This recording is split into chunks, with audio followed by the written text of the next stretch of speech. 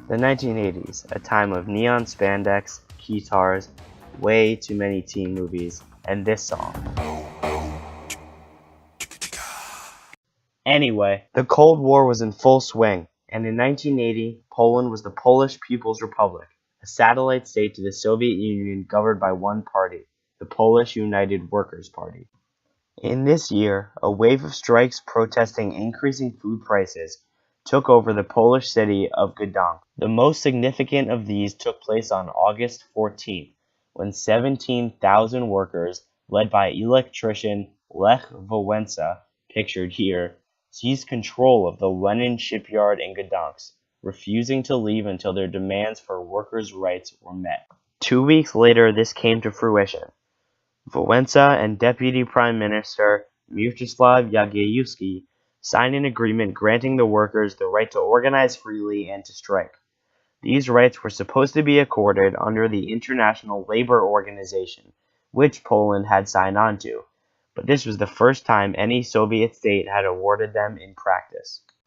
The movement, called Solidarity, continued to grow, going from 1 million to 9 million members in just 15 months, and causing real change in Poland toward opening the economy. This scared Soviet and Polish leaders, and on December 13th, the Polish Prime Minister declared martial law and outlawed Solidarity. 6,000 Solidarity leaders were detained, and hundreds were charged with treason, subversion, and counter-revolution. Meanwhile, U.S. President Ronald Reagan and Pope John Paul II were both committed to the idea that Poland could be broken out of the Soviet orbit, and if it were, other Eastern European states would follow. According to Reagan, quote, "Solidarity was the very weapon for bringing this about." Shortly after martial law was declared, Reagan and his advisors discussed options with the Pope, who was advising Wałęsa through the church to keep his movement functional underground.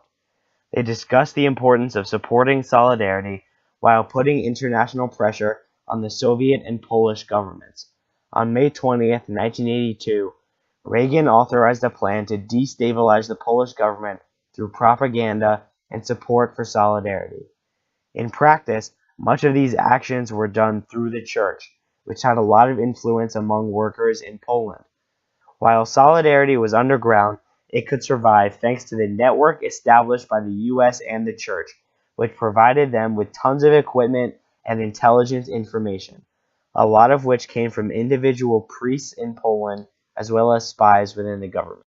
Eventually, in 1989, because of mounting domestic and international pressure, the Polish minister agreed to huge political and economic reforms that legalized Solidarity and put Poland on the path to democracy.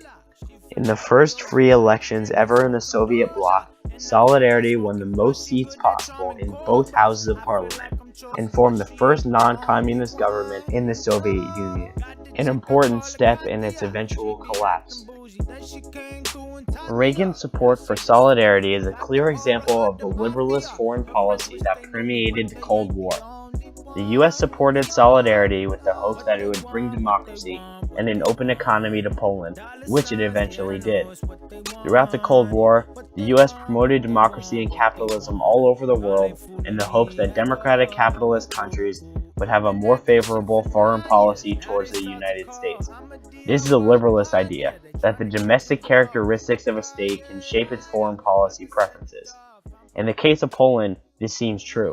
Since forming a democratic government in 1989, Poland has been one of the U.S.'s closest allies, joining NATO, supporting the war on terror, the war in Afghanistan, and providing one of the largest contingents for the coalition efforts in Iraq. The U.S. gained an ally thanks to its efforts to promote democratic capitalism. The living TTG and everything is still on